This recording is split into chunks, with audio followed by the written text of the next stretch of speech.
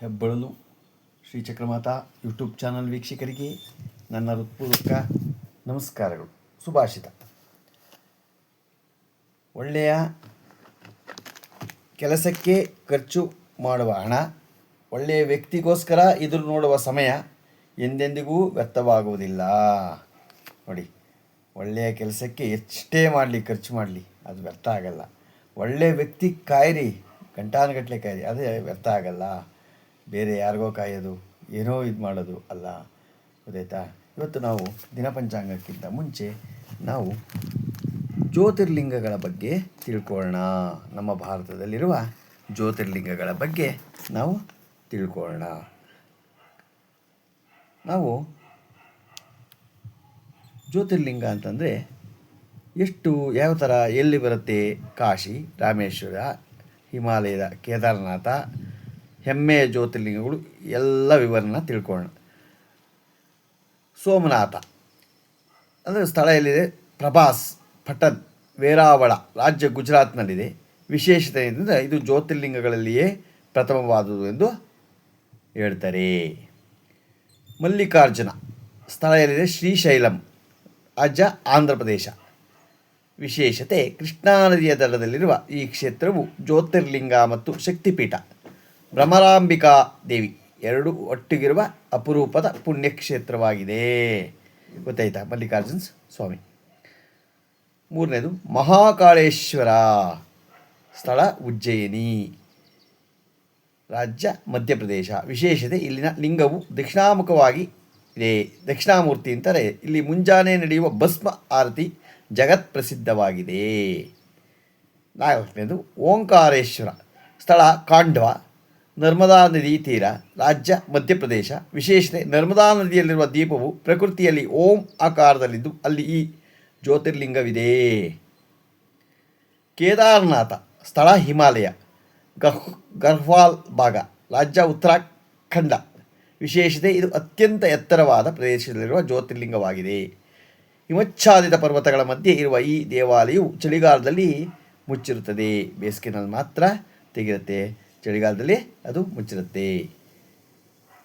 ಆರನೇದು ಭೀಮಾಶಂಕರ ಸ್ಥಳ ಪುಣೆಯ ಸಮೀಪ, ರಾಜ್ಯ ಮಹಾರಾಷ್ಟ್ರ. ವಿಶೇಷತೆ ಅಂದರೆ ಭೀಮಾ ನದಿಯ ಉಗಮ ಸ್ಥಾನದಲ್ಲಿದೆ. ದಟ್ಟವಾದ ಅರಣ್ಯ ಮತ್ತು ಸಹ್ಯಾದ್ರಿ ಪರ್ವತ ಶ್ರೇಣಿಯ ಮಧ್ಯೆ ಈ ಸುಂದರ ಕ್ಷೇತ್ರವಿದೆ.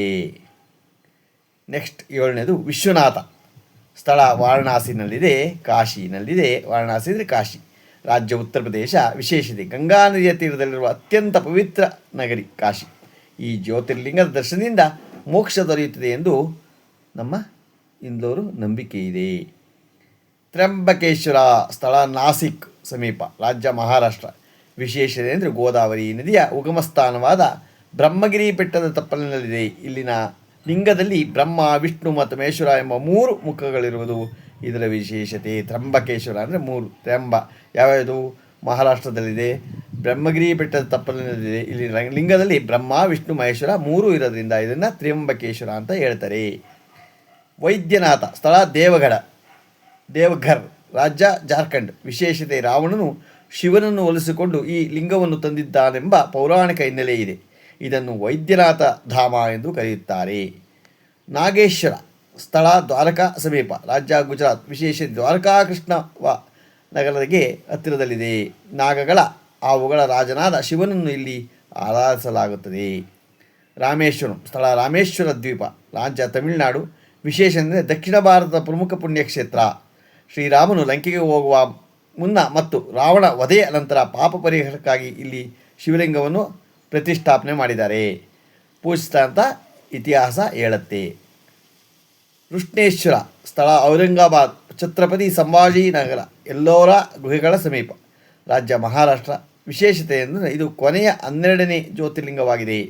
ವಿಶ್ವಪ್ರಸಿದ್ಧ ಎಲ್ಲೋರ ಕೈಲಾಸನಾಥ ದೇವಾಲಯದ ಅತ್ಯಂತ ಹತ್ತಿರದಲ್ಲಿರುವ ಇದು ಜ್ಯೋತಿರ್ಲಿಂಗ. ನಾವಿವಾಗ ಜ್ಯೋತಿರ್ಲಿಂಗಗಳ ಬಗ್ಗೆ ತಿಳ್ಕೊಂಡ್ವು. ಈಗ ದಿನಪಂಚಾಂಗವನ್ನು ತಿಳ್ಕೊಳ್ಳೋಣ. ದಿನಾಂಕ 8/7/2026 ಬುಧವಾರ, ಶ್ರೀ ಪರಾಭವನಾಮ ಸಂವತ್ಸರ, ಉತ್ತರಾಯಣ, ನಿಜ ಜ್ಯೇಷ್ಠ ಮಾಸ, ಗ್ರೀಷ್ಮ ಋತು, ಕೃಷ್ಣಪಕ್ಷ, ತಿಥಿ ಅಷ್ಟಮಿ. ಇವತ್ತು 7/24 ಅಷ್ಟಮಿ ಇದೆ. ಇವತ್ತು ಉಪರಿ ಇದೆ, ಅಷ್ಟಮಿ ಆಗತ್ತಲೂ ನವಮಿ ಬರುತ್ತೆ.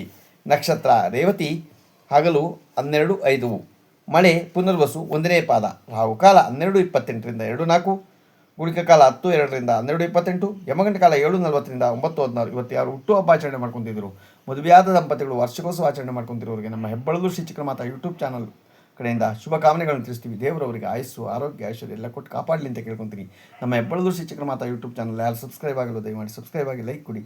ಇದು ನಿಮ್ಮದೇ ಚಾನಲ್ ಆಗಿರೋದ್ರಿಂದ ನಮ್ಮ ಲಿಂಕನ್ನು ಬೇರೆಗೂ ಫಾರ್ವರ್ಡ್ ಮಾಡಿ. ನಮಸ್ಕಾರಗಳು, ನಮಸ್ಕಾರಗಳು, ನಮಸ್ಕಾರಗಳು.